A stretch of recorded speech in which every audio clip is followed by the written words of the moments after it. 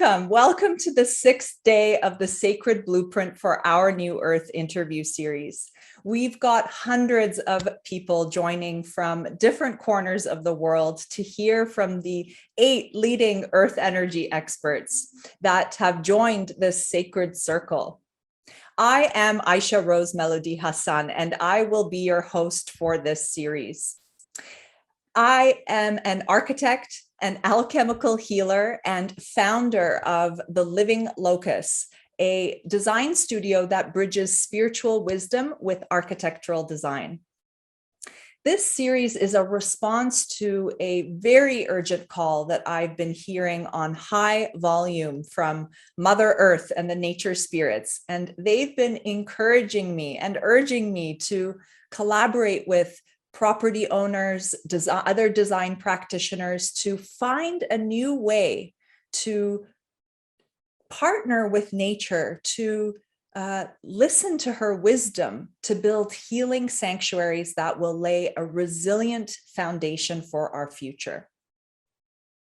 Whether these sanctuaries are your homes, your gardens, communities that you may be envisioning to build, or zooming out to the scale of a large city, the key question is, how can we partner with the spirit of the land and with nature to develop practical and conscious solutions that are going to help to heal ourselves as a collective and heal this planet?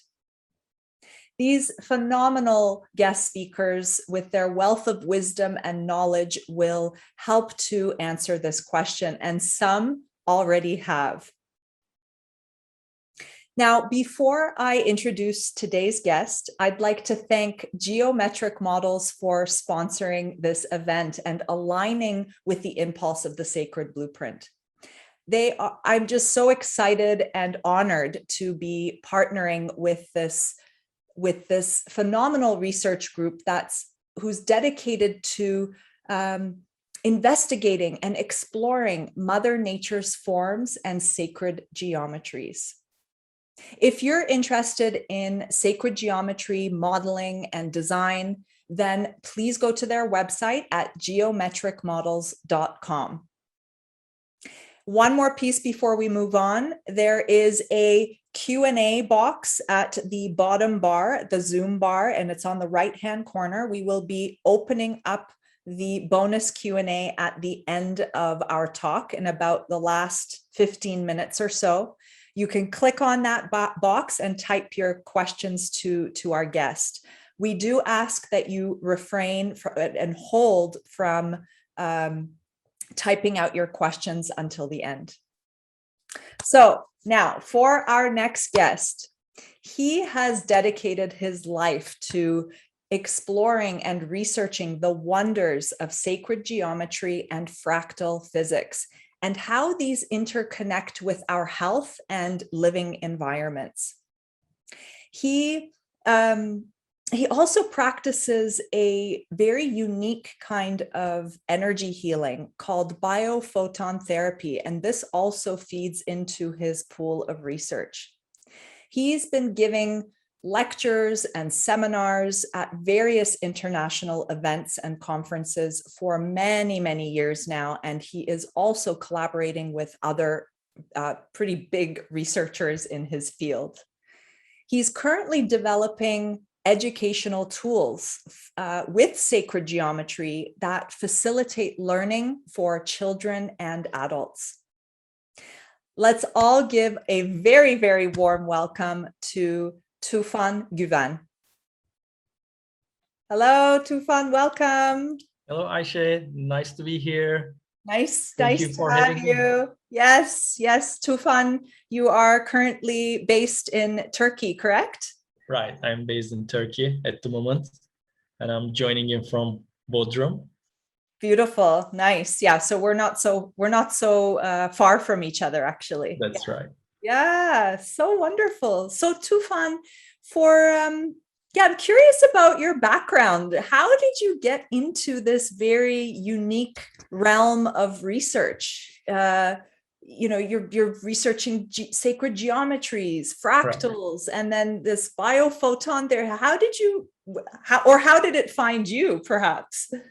Yeah. Well, basically, I was very much interested in geometry for the whole my life. And when I was a kid, in the middle school and high school, geometry was my best subject at school. And I wasn't the best student at school, but somehow I was always attracted to geometry. It was very easy for me. And then I had very interesting experiences during my school life about subjects related to geometry. I had revelations, and so I was very much into geometry. And that when I started working in the corporate life, I started working in a fund management company, and I was doing marketing, trading, fund management in an international hedge fund. And then I noticed that I wasn't doing anything about geometry at that time, and that took my attention. Like, because they always say, whatever the kid is interested in, like, let him or her do that Develop thing. that interest. Right? But I noticed that I wasn't doing anything about geometry. But anyway, so later on, while still working at corporate life, I started researching about sacred geometry, about fractality, basically. Through various teachers, I studied the teachings of Nassim Haramein and then Dan Winter, and I got more and more interested in this area. And around 2011, I left the corporate sector for good, and I spend most of my time delving into more esoteric occult subjects, one of them being sacred geometry. And then in 2014, I started practicing biophoton therapy. Yeah, what is that? Can you tell us a bit more about it? It's actually the first time I heard about it was through you. Biophoton means it consists of two words, biology and photons. Photon is a light particle, and biophoton means the light that is being emitted through the cells, right? Okay. So the cells, technically, they emit light, and this was first, well, actually, going back to Egyptians, they knew but we were all consisted of light bodies. Okay, so they knew this. But technically, around 1930s, a Russian researcher first discovered that while he was researching onion roots, he notices that the cells of the root emits light. But he couldn't prove it at the time, and nobody believed in him.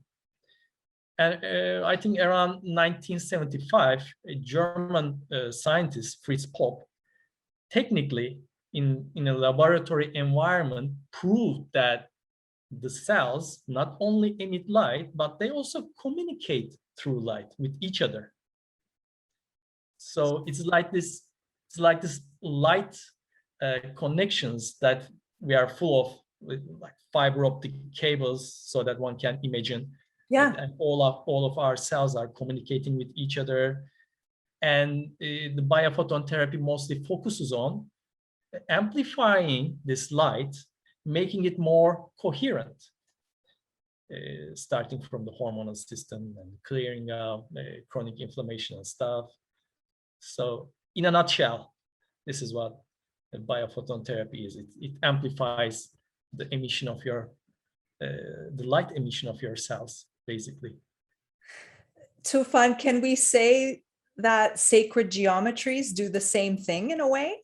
That there's a kind of amplification of energy fields of like, are sacred geometries also affecting our health, our That's bodies? a very good question. I think in a very subtle way, it does.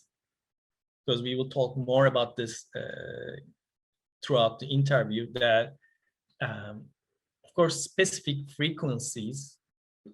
Well, if we start with Nikola Tesla's famous quote, what he said is that if you want to understand the nature of the universe, think in terms of frequency, energy, and vibration. And I also propose we do that. We think everything in terms of frequency and vibration. Since everything is frequency, the geometries also have specific energies, frequencies. Yeah. And like we are not separate from those things. We are all connected. Everything is entangled. Everything is perfectly embedded, actually. So the answer to your question is yes, definitely. We are all affected through geometries in a more subtle way.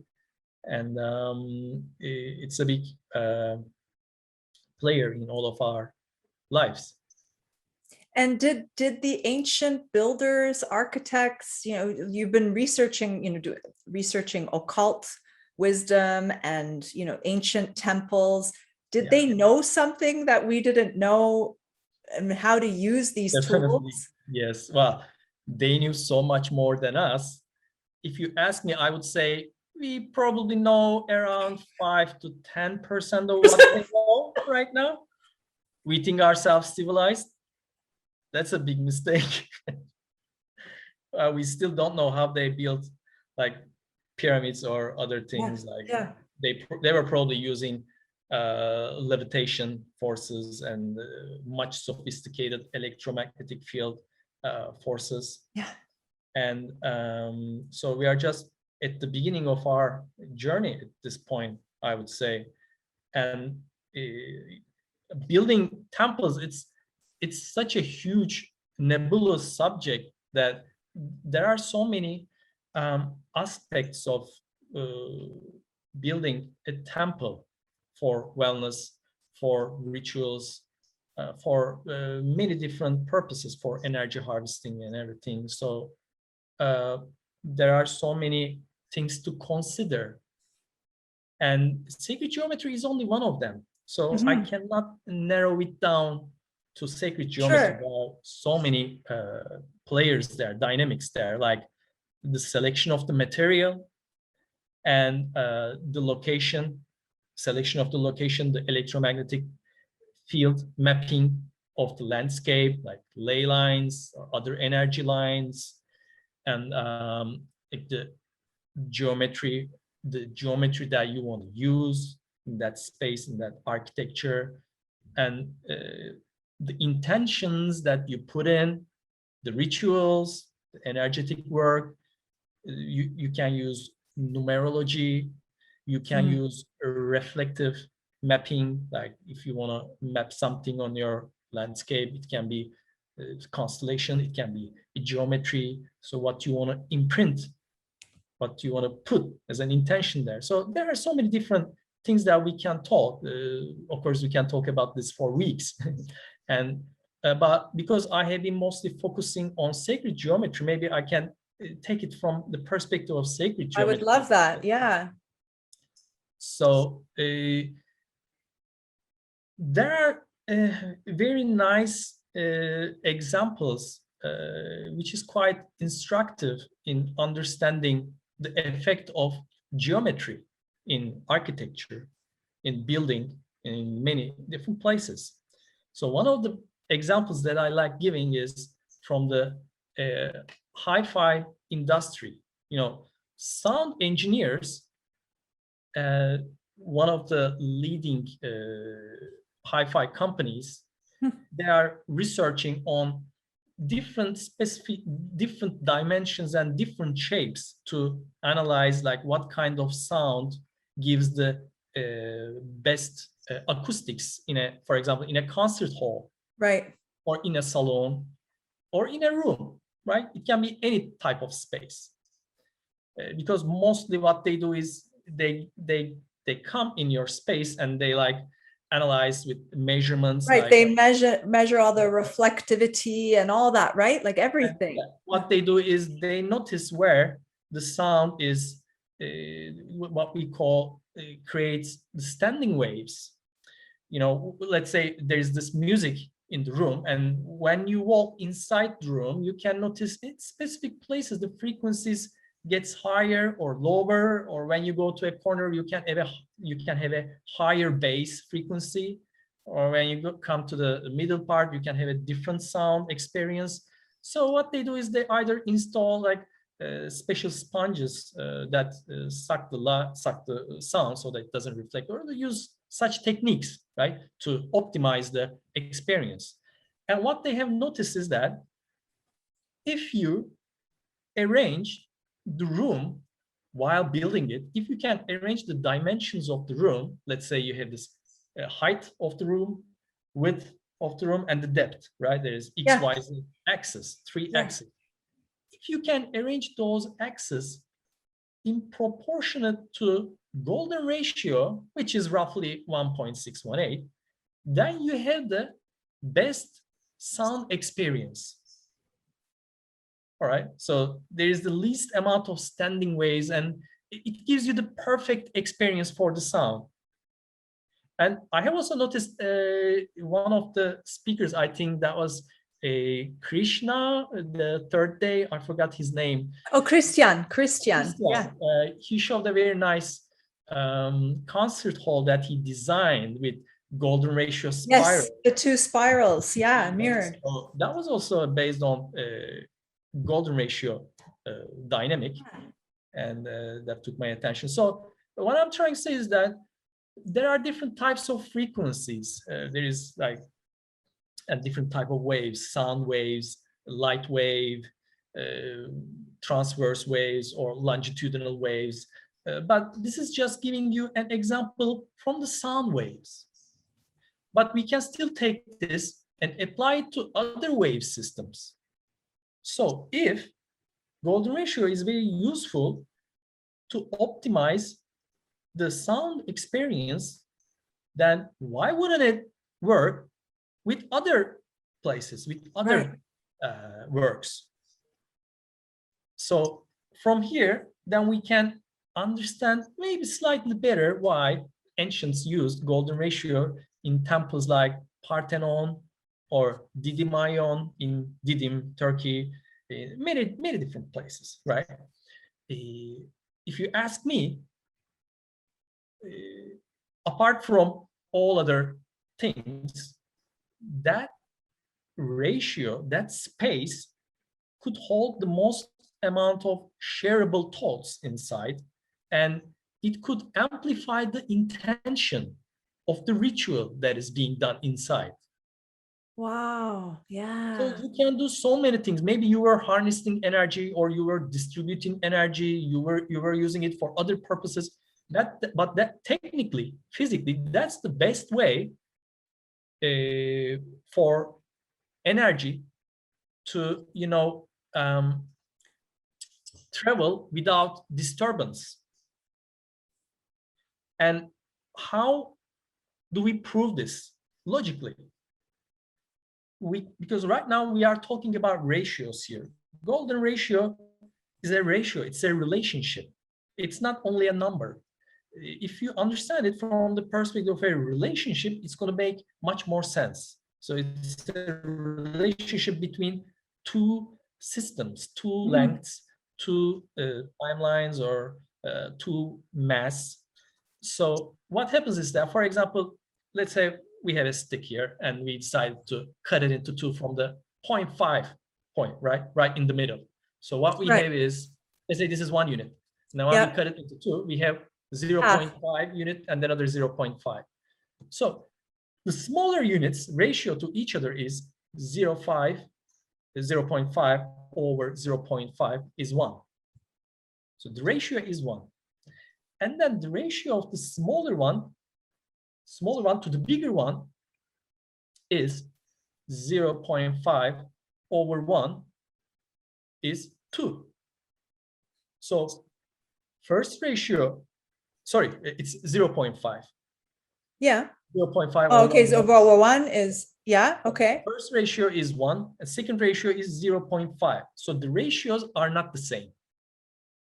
But if you had taken the golden ratio instead of the 0.5, as Euclid suggested in his famous mathematics book, if you had taken the golden ratio slightly off the center point towards 1.618 roughly, if you took that, then you would get a different ratio. Let me show you like this. This is a golden ratio ruler, and let's say this is a distance, all right, A, C. Between A and C, there is this line, and you cut it in this golden ratio point. This is B. Now, AB to BC is exactly 1.618. The ratio is 1.618. And then let's say BC to AC is again exactly 1.618. So the smaller one to the bigger one is 1.618, and the bigger one to the whole is also 1.618. So the ratios are the same. So and as you continue dividing it, the same golden ratio, so the ratio doesn't change. So there is a harmony between the systems.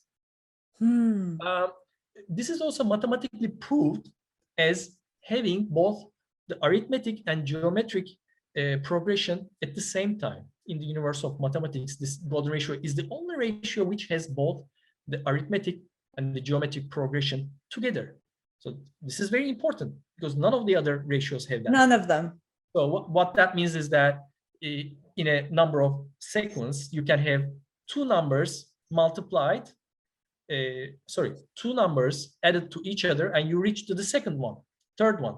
And then again, multiply those two numbers, you get to the next one. Multiply this, you get to the next one. Additions are giving the next one. Sorry about my English. And then if you take any number in the sequence and multiply it with 1.618, again, you get the next one. So additions and multiplications give the next number. So from in the universe of mathematics, golden ratio is the only ratio that allows adding and multiplying constructively. It's really like a key, isn't it, for so many? Key. Exactly.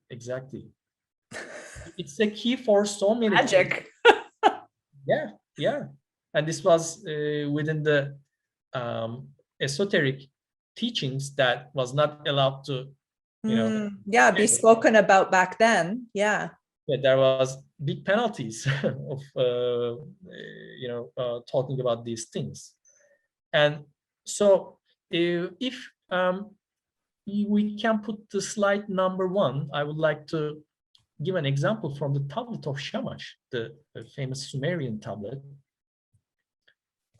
because I told you that when you use that in a temple, it can very easily amplify the intention because the connection is much better. It's a broadband with golden ratio. So between the dimensions, you can shift much easier. Okay, so then, for example, then map for connecting to higher dimensions. So you can go both directions actually. You have to be careful about that. So, and I'm getting flashbacks.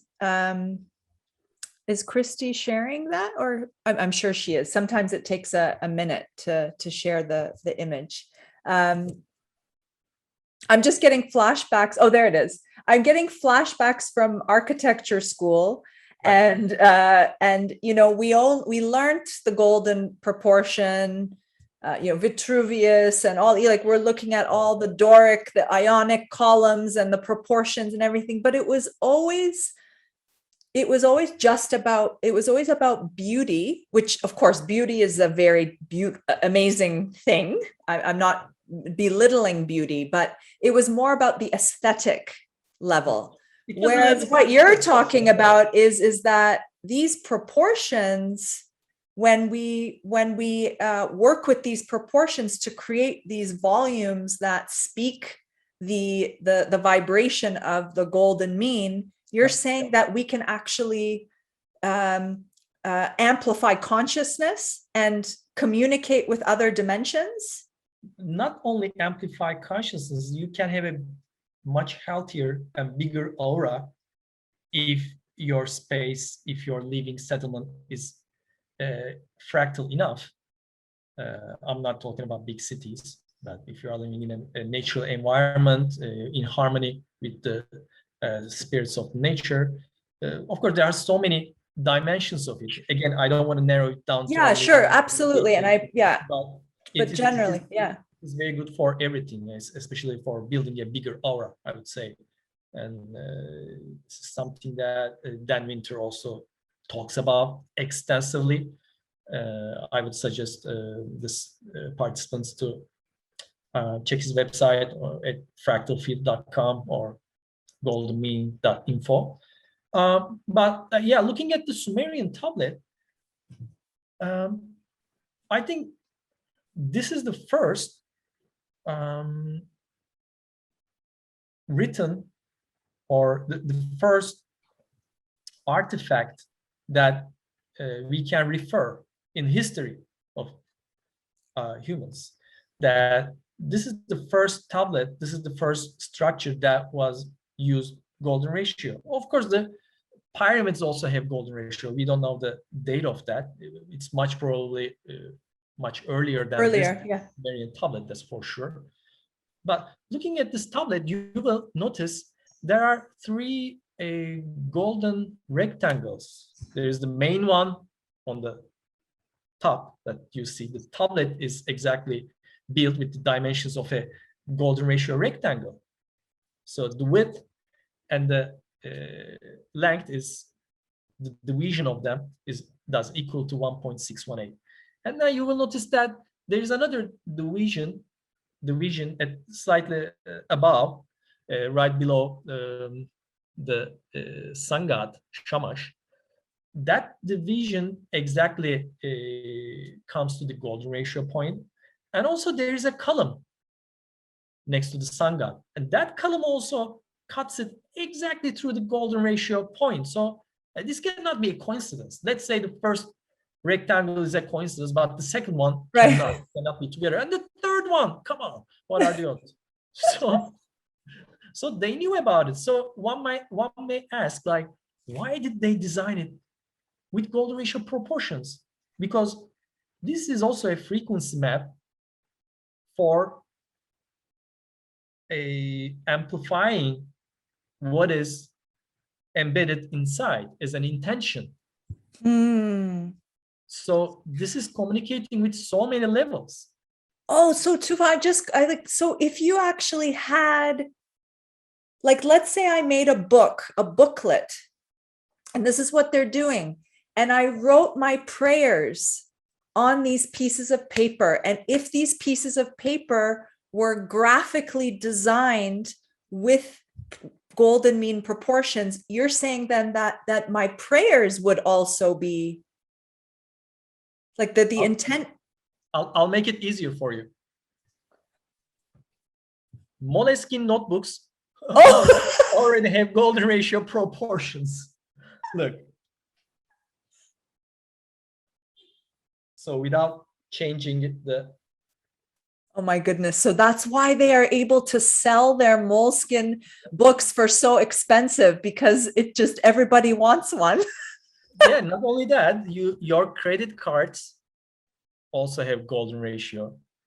That's why we love credit cards. We love spending. Hey. So it could be used. Okay, yeah, go ahead. Yeah. They are using this, but they are not teaching you why.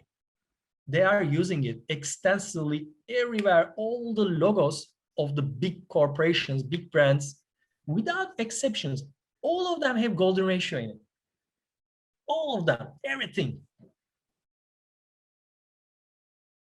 Of course, because you can also use this tool for other uses, for purposes. Exactly. So the earning money, currency, trade. Right. I mean, the currency symbols, they have golden ratio divisions when you inspect them. Like, I'm not going to give examples, but you can find it.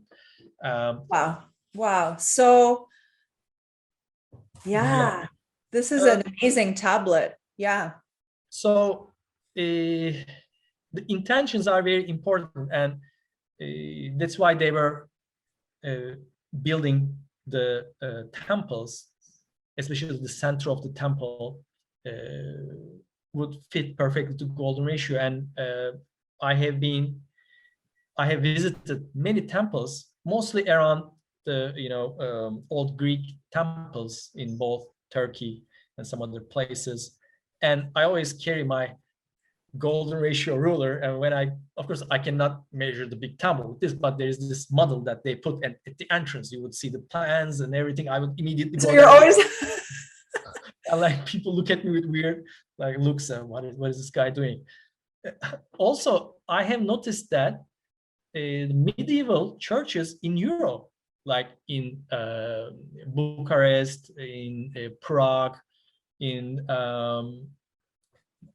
Poland, in so many places, I have measured golden ratio, almost all of them.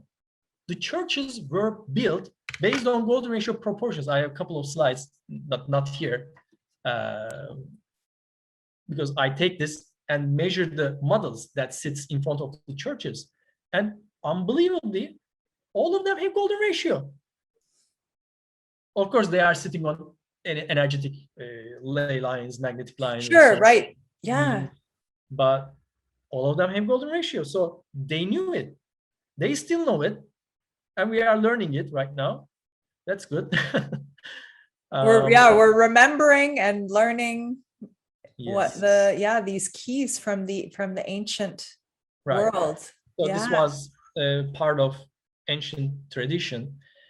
And of course, this is all coming from the Egyptian mystery schools. And then through Pythagoras and Plato, we start learning about these esoteric perspectives. And this is so about geometry. Pythagoras had three perspectives looking at numbers and geometry. So the first perspective was a quantitative perspective. So you would look at numbers like 1, 2, 3, 5 apples, 10 oranges. And the second perspective was a mathematical perspective, like an arithmetic perspective. You would use arithmetical equations like plus, minus, multiplication, division. And the third one was the most important one, which used the qualitative perspective. So it was about the symbolic meanings of numbers. And this was very much integrated in the temple science. So they were using numbers symbolically, the phi, the phi, Euler, and so on.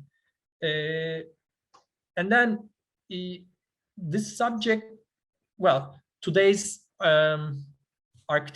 schools of architecture doesn't teach the qualitative aspect of it. They are mostly reduced to the quantitative side. That's why most of the structures we see are a little stiff. They lack vitality, right? A really good way of putting it. Yeah.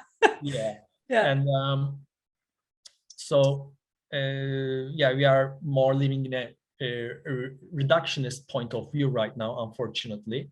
But the beauty, the sense of beauty had totally a different meaning back then. I want to refer to Plotinus, which lived on the 3rd century AD. He's coming from the Neoplatonist school understanding. And Platonists explained beauty as the memory of unity.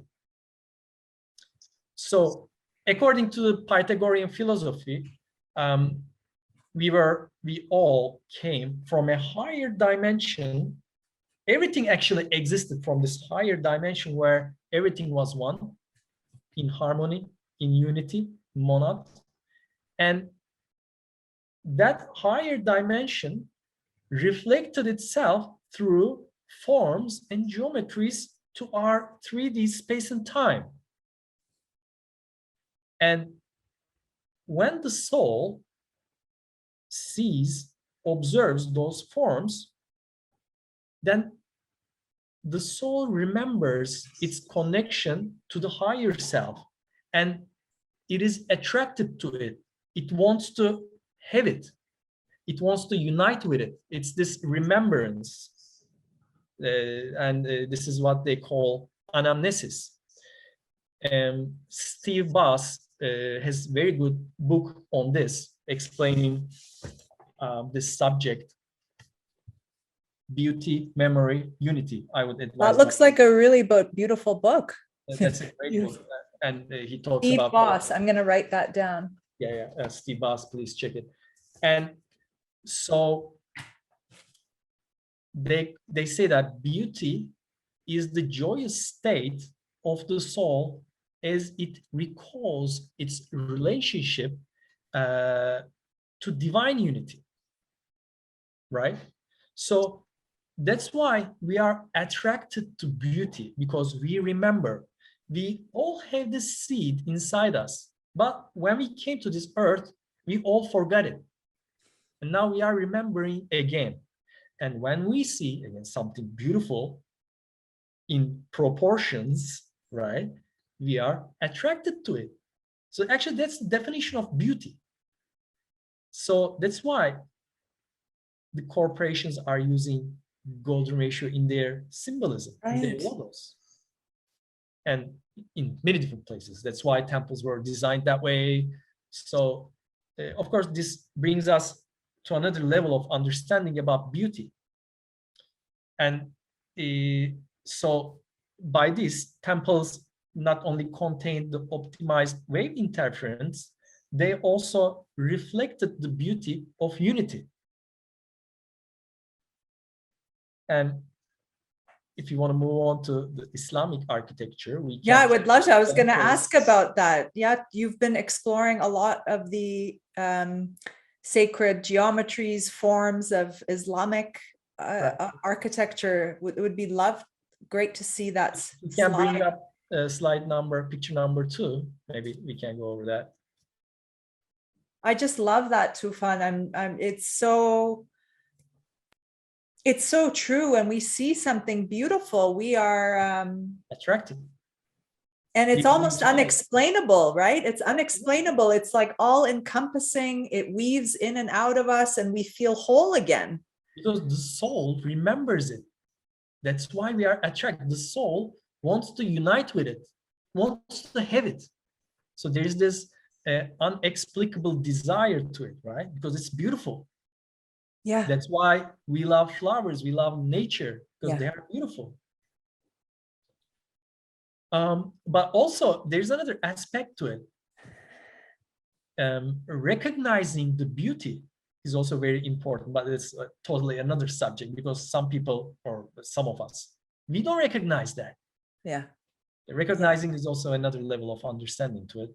But anyway, when we move on to Islamic geometry, I think the background of Islamic philosophy also goes back in time to the same places that we've been talking about, because in Islamic understanding, it was forbidden to draw personals.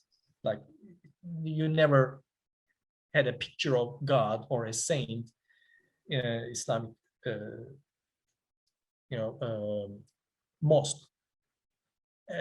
But instead, they were using geometries to refer, because geometries were the forms that carried information from the higher dimension. So they were exactly giving you the source out there. It's on the walls, but you don't know it. And right now, you gotta ask any Muslim why there are such geometries in the mosque. They're not going to say that they cannot give an answer. They don't know it. This is not what it's called. But this is a very esoteric discipline. It comes from a very esoteric understanding that this was the reflection, because in Sufi tradition, there is this concept of the unity of being. And in that tradition, again, says the unity, there's this concept which encourages people to look for God inside oneself and perceive the whole universe, including oneself, as a reflection of God, basically. So there's again this fractal principle inside, this self-similar, and you find outside and inside together also in Hermetism. Oh, like as above, so below. Exactly. So it's the Okay. same understanding. As outside, so within, or as without, so within. Yeah. So the mystic and esoteric traditions all covered those extensively. And also, when we look at this Islamic geometry, we see that there is a smooth transition in terms of complexity. So the top row was the first examples of these geometries that was displayed in mosque, and it starts with the squares. That is roughly around the time. So here is, let me see, around 800s. So the first one is an example from the Abbasi Caliphate. Oh, so we see the timeline at the top, right? Yeah, but you cannot see it. Yeah, so because it's, yeah. Zooming in. Yeah. So it is small. And then the top three rows, the top three lines refer to Abbasi Caliphate and Fatimids. And then the middle part, you see, the middle 1, 2, 3, 4, 5, 6 lines refer to the Selçuk period. And you will notice that the geometry slightly get more complex, more mixed, and then the bottom three lines coincide with the Ottoman period. So it's not much more advanced in geometry and mathematics. And this also reflects the evolution of consciousness on Earth. Because as people evolve in consciousness, then the reflections also change. It becomes more complex mathematically. And I think that's a nice way of reflecting the evolution of human consciousness in that period as well. So there is so much more to talk about Islamic geometry. There are so many examples that one cannot cover in a day, but this kind of gives you an idea of its roots. Well, I just got this. I mean, it's so, I could just look at these geometries all day. I mean, they're absolutely stunning. And I mean, we also see all these coloring books, that are coming out with like all these mandalas and sacred gems. Like, I just want to go and fill in and color all of them. It's really fascinating. And for someone, I've been, born or growing up, coming back and forth from Canada to Turkey, and I was so fortunate to be visiting so many mosques, and I was just amazed all the time, and still am, at the intricacy of the geometries of entering these mosques, entering these sacred spaces, and the stained glass and the colors. It's absolutely inspiring. Yeah. One of the main commonalities among those geometries is that they all share a center point. Finding the center inside was very instructive in all sorts of spiritual work. And it's like we are living in a colorful world. We have different people, different understandings, different languages, and also different geometries. It's all different. But they all have a center point, and at the center, they're all connected. So that's why we can talk a lot about finding the center inside, meditating or doing spiritual work. So in Islamic geometry as well, this was very much instructive in spiritual work. There's two pieces that come up for me. One question is, just to wrap up before we take in some questions from our audience. If this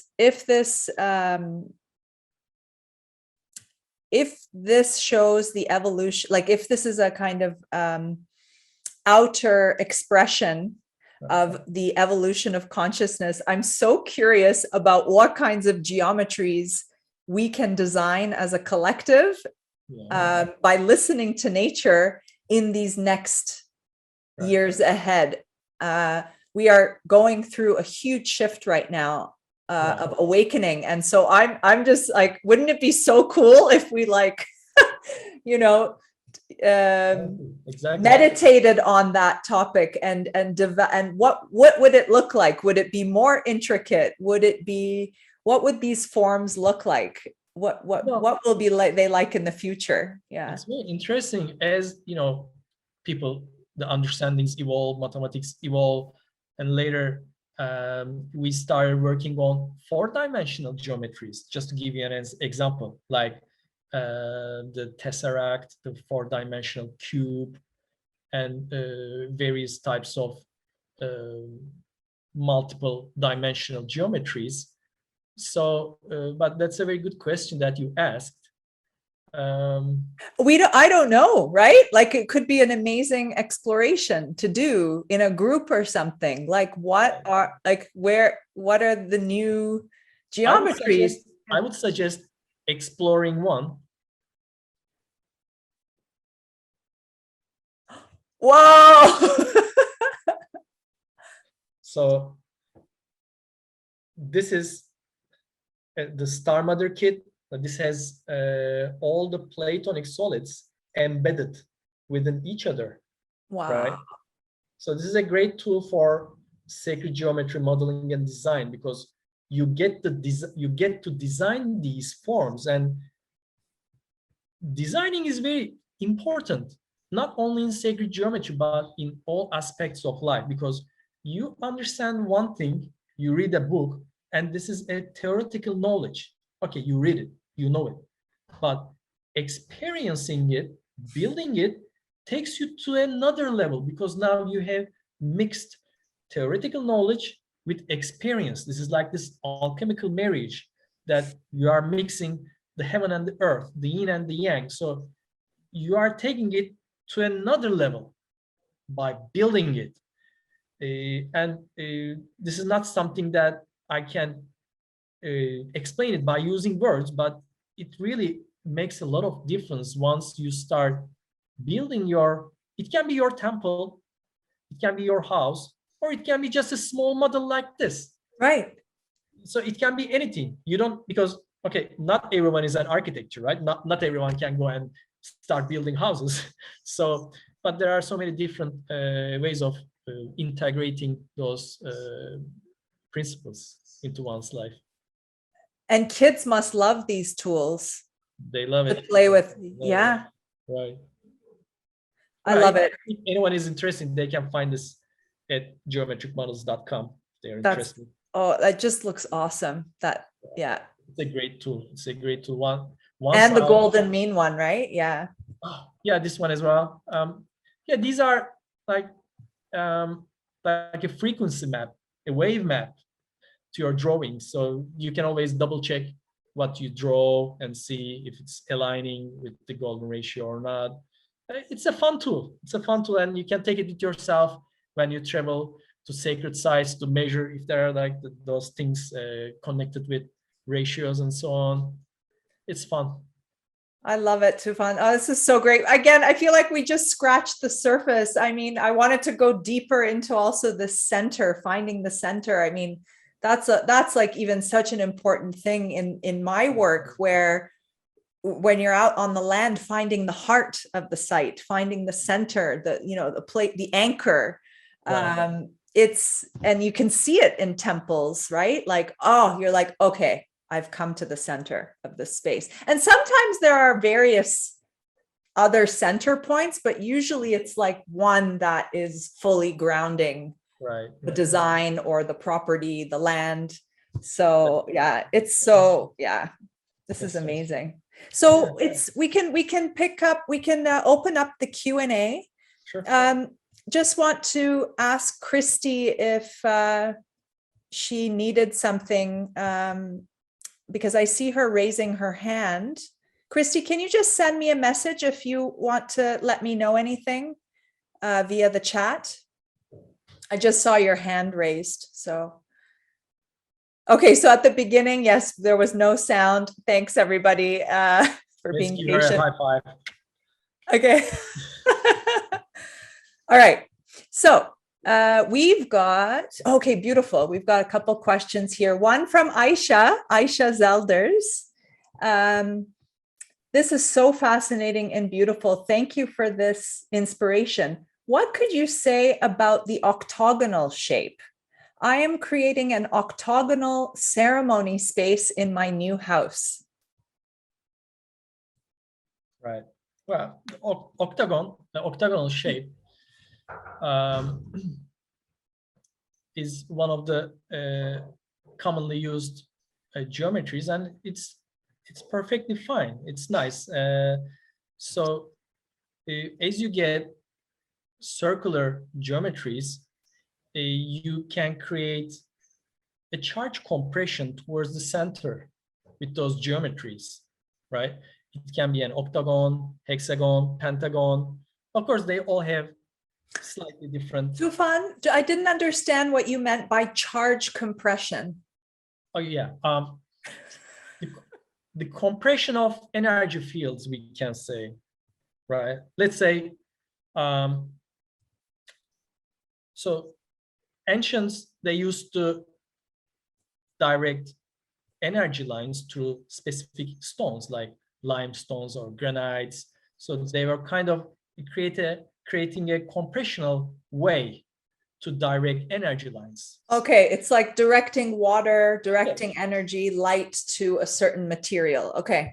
Right, and when you also create or build a construction, you also create a specific compression of energy ways. And if you remember, I gave you an example from this hi-fi sector that sound engineers realize that if you create the room in the dimension of golden ratio, then there's the least amount of standing waves, everything is perfectly distributed. So this is what we call distribution perfected, charge distribution perfected.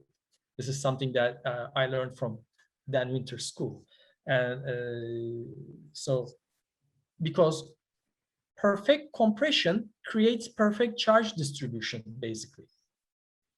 And when you create an octagonal geometry, we had one of our workshops in an octagonal geometry with Lydia and Arturo back in 2 years ago, or three, was it 3 years? We lost track of time after COVID. And it really gives a great feeling and dimension to whatever you do, and building a house like that. I would love it. It's really great. I think sounds like it's going to be beautiful, Aisha. It's a nice choice, Aisha. Yeah, I love it. Hey, and Christian is chiming in. Christian Kiriakou, who was our guest speaker on Wednesday. Okay, great. So he's saying a bit of background here. During a co-workshop with Dan Winter, I took the group through the harmonic process, and the group reached the golden mean harmonic.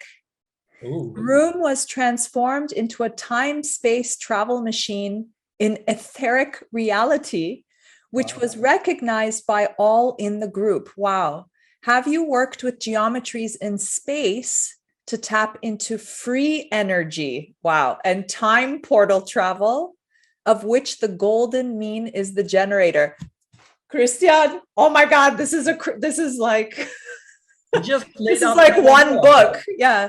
He just laid out the formula. There it is. I mean, yes. Theoretically, golden ratio perfected fractal phase conjugation, as Dan Winter puts it, which means arranging your space with the dimensions of golden ratio, you get the waves agree in the most optimum levels to allow charge fields to create this bioactive field. Once you create this bioactive field, not only your body starts healing much faster, but you can create this highway to other dimensions. When you are doing in a group work, you will have a much better, much stronger effect because of the collective of the group in the same intention, aligned with the same intention, embedded perfectly. Definitely, well, that was a great experience that he That's head. beautiful. Yeah, I wish Christian. I was there. All I can say. I know. Um, You gotta do these again. Yeah. but I very much understand what he says. Yes, you can, from my understanding, you can experience this by building a space and having a ritual there, or an intentional work, or a meditation group. Um, I had an interesting experience from what I showed you, this Star Mother kit. When I first bought it from then, like I think that was 5 or 6 years ago. So what I did was I started building the pieces and I finished it and I put it in my house. All right, that's sitting in the living room. And throughout the days after I completed it, while we were talking or watching something, I started observing the shape from different perspectives, because wherever you look at it from, you will see a different uh, symmetry. There are so many symmetry axes that you can notice, so many different things, that after one point, I noticed that, okay, this is how it started. So one day I woke up after I built it, all right? I woke up and I noticed, I must have seen a very nice dream, because I don't know why, but I feel so satisfied, so fulfilled. And now I'm thinking about the dreams that I saw, because whenever I feel something, I always go back to its source and locate it. Okay, that's what I do from my childhood. So, but I cannot find the dream. It's not there, but there is the feeling. I say, okay, whatever. The following morning, I wake up again and there's the same feeling. Oh, I must have seen something, but I cannot find the dream. The dream is not there. So I noticed that every morning I wake up with this fulfillment. It's an incredible feeling that I have never experienced before. And then later on, I realized that, because I started questioning more and more, why did it happen? What's going on? I noticed that I completed the Star Mother kit, and only by observing it after the construction it. So as I said, I had the knowledge and I fused it with the experience and with the observation, with feeling it, by looking at it, by observing it. I arranged my neural network in perfect golden ratio proportions, because this geometry is perfectly aligned with golden ratio. It's golden ratio everywhere. These are the pentagons. There's the stellated icosahedron and the icosahedron inside. They are all proportionate to golden ratio. So I observed it so much that my circuit just created that resonance with golden ratio, and it affected my, period at that time. Wow. So of course, this is just one example of doing that. You can have group therapies, group experiences, such connections. You can have a call with your ancestors or with other dimensions. There, the history is full of alchemists using those techniques and getting information. This was used for what was it called? Ajanlık in English. Oh, like spying. Spies were using this. The famous spy, Dr. John Dee, the Queen Elizabeth's #1 spy agent. Yeah. So all these So techniques it really is a vehicle then, a vehicle to receive information, a vehicle for healing, right, a vehicle for interdimensional travel. Yeah, exactly. Once you understand it and start implementing it in your life through various ways, there is not only one way. There are so many different ways. But just try. I'm telling this to all the audience that's listening. Just try exploring golden ratio, understanding it, understanding fractality, how it affects us, golden ratio together with fractality, what it means. So I'm sure they are gonna discover so many interesting things. I love it. Ewa Soliga, I'm hoping I'm pronouncing your name correctly. She's raised her hand. Ewa, we are only taking questions via the Q&A box. So feel free to write your question to Tufan. The Q&A box is on the bottom of the Zoom bar on the right-hand corner. You click on it and you just type your question. Okay, beautiful. So yeah, great. Thank you. That feels really good from Aisha. She just responded. Hey, beauty, your beautiful cat. Hi. Great. Christian says, great respect for your knowledge, Tufan. Thank you. Thank you. And from Yüksel, where can I find the golden ratio tool? Is there another name for it? Yeah, it's basically a phi ruler, a golden ratio ruler caliper. They can Google it. Yes, there are so many places that you can find it on the internet. One of the places is geometricmodels.com. There are so many. You can find the geometricmodels.com in one of the comments from Sandra above. She actually wrote the website out again, geometricmodels.com, or I believe it's also here, I'm going to type it out in the chat, geometricmodels.com, and to everyone. There it is. Right. Yeah, so you can find it there as well. It's so beautiful, that object. It's so elegant. And we have another question. Have you published a book? Well, this is coming from so many people, right? Yeah. I haven't published a book. I have some articles online. Some of them, well, there are so many in Turkish, unfortunately, only in Turkish. Well, this is coming from Yüksel, so I believe she's Turkish. Yes. She or he? He. There's this link that I sent to Christy. The second link starts with geometric models navigating the paradigm torus plasma domains, which is an English article that I wrote, I think, 2 or 3 years ago. Maybe they can check that. But yeah, maybe one day I will write a book. Yeah, maybe it's your time to write a book. And one last thing, recently I have been researching about the connections between the founder of Turkish Republic, Atatürk, and golden ratio, and there are so many things that you cannot believe. It's mind-blowing. Like what? Like, can you give a couple just before we close?